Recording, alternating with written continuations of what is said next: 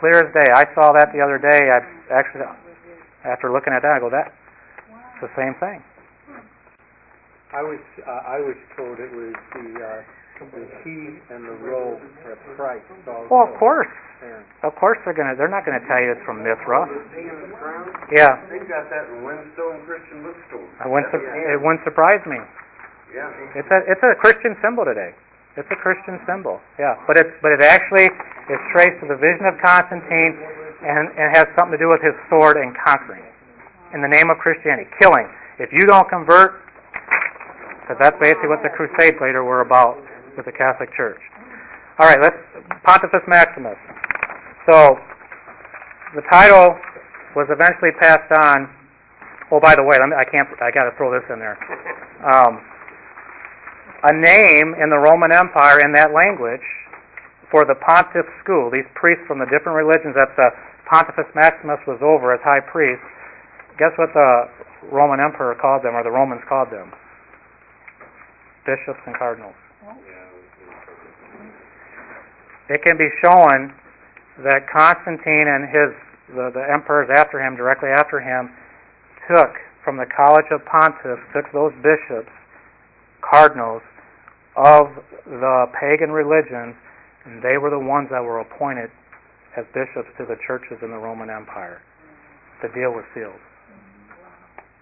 And then, a little bit later, the Bishop of Rome himself became the title of Pontifex Maximus. And he still has it today. So the Pope today, as Pontifex Maximus, is officially, no different where it comes from the source, is the bridge of all, he's the high priest of all the pagan religions of the Western Roman world. But over here, like the Eastern, there are equals. Let me wrap this up so we can get some time for people that want to stay. If you need to leave, please go. It's been here a long time. But if you want to ask questions or comments, I'm going to conclude with this.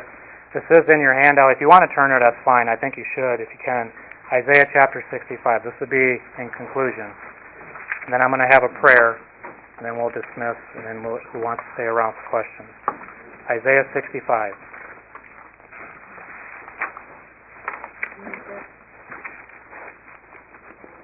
I wouldn't know which page it's on in your big hand. If you have a Bible, otherwise just listen, because you do have it. Isaiah 65, first of all, just look at verse 17. It says, "For behold, I create new heavens and a new earth, and the former shall not be remembered nor come into mind."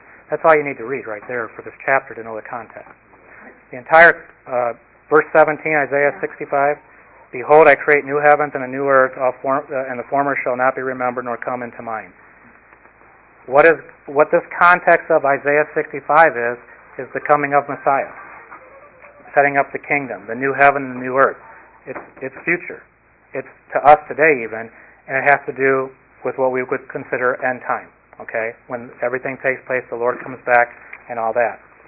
And what he's telling us in these, Isaiah is using pictures of his day, and God is using him to describe what's going to take place in the end before the new heaven and new earth and all this stuff, and what the people are going to be like. We're going to look at verse 11.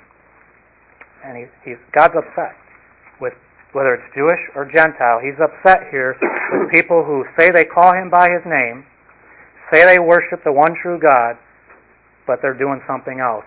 And this has to do in context of when he comes. This is very serious. Verse 11, "But ye are they," speaking of these people, "that forsake the Lord." Very negative. So what's going to be said here, God looks at this as these are people that are forsaken him. Okay? We're not talking about people that say, "I don't believe in God," period. Well, we already know. There's no confusion there. We're talking about people that say they know God, say they worship God, say, they're saved, say all these things. Okay? He has a controversy with that. And let's see it play out here. "They are these that forsake the Lord, that forget my holy mountain." Now, the holy mountain of God, in context of the Hebraic Scriptures, is Mount Moriah, where the temple stood. And everything about the temple services, they were centered around the Sabbath and the festivals and the appointed times that God gave. And anything to do with the temple has to do with those things. That God is angry with these people that have forsaken him, that have forgot his temple, that forgot the meaning of his services, that forgot the sacrifices, if you will, and we have spiritual ones today, have forgot the festivals, the appointed times, that prepare a table. My King James says for that troop. You might have something else there, and we'll look at that in a second. To prepare a table in Hebrew, it's a Hebrew idiom. It means to have a festival meal. Okay, and you can show this over and over in the Scriptures. To say prepare a table in Hebrew means that you're having a festival to God, or some God. Okay? So, they're forsaking the Lord, they forgot God's temple and everything it represented. They prepare a table, they're holding a feast for that troop. Now, the King James says troop. Anybody else have a different word there for troop? Have you have a different version? Okay? Because that's what it is in Hebrew. The Hebrew word is capital G, isn't it? It's capital G, and actually, it's pronounced in Hebrew God. Okay.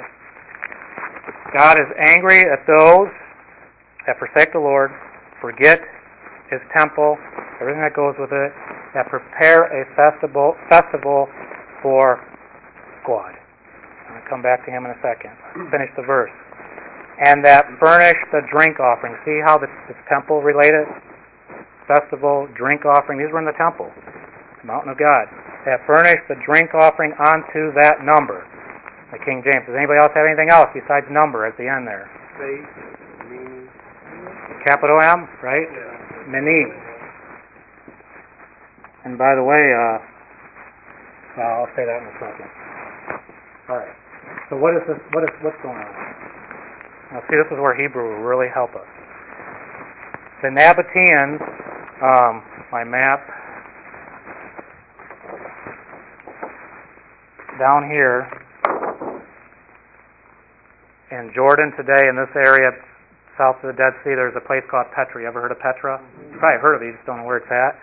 Well, the Nabateans in Isaiah's time, and after that, they held an important trade route down here. And in Petra, the area there, and this was the Nabatean religion that Isaiah's picking up on here. And their sun god, guess what their sun god was called? No? God. Guess who their queen of heaven, moon goddess, was called? Mini. Okay. Who? Good. Actually, and I think it's Scottish, they have during Christmas time, they call it the Festival of Hogmanay. Or something like that. And it's traced directly to Mani. The Nabateans worship the sun god God and the moon goddess Mani. In their writings, guess when they said God, their sun god was born? Yeah. But this is interesting. Guess when they said Mani was born? December 24th. She's the moon goddess. Now think about that. We say that Jesus was born on Christmas Day, December 25th. Well, why do we celebrate December 24th? Don't make any sense. It's either got 25th as his birthday or what. But this is where it's all traced to. But anyway, God and Mani. Now listen. This is serious because they are these that forsake the Lord, that forget my temple, my mountain, that prepare a feast for God. And his feast was December 25th. Obviously related back to Easter when the conception takes place. Easter and Christmas go together like a hand in a glove. That's why it was March 25th, December 25th originally, for the 9 months of the sun god being in the womb. And furnish a drink offering to Mani, the moon goddess. Verse 12 says that, therefore, God says, I number you to the sword, and ye shall all bow down to the slaughter. Because when I called, you did not answer. When I spake, you did not hear. But did evil before mine eyes. God considers this evil, and did choose, a choice was made, to choose that wherein I delighted not.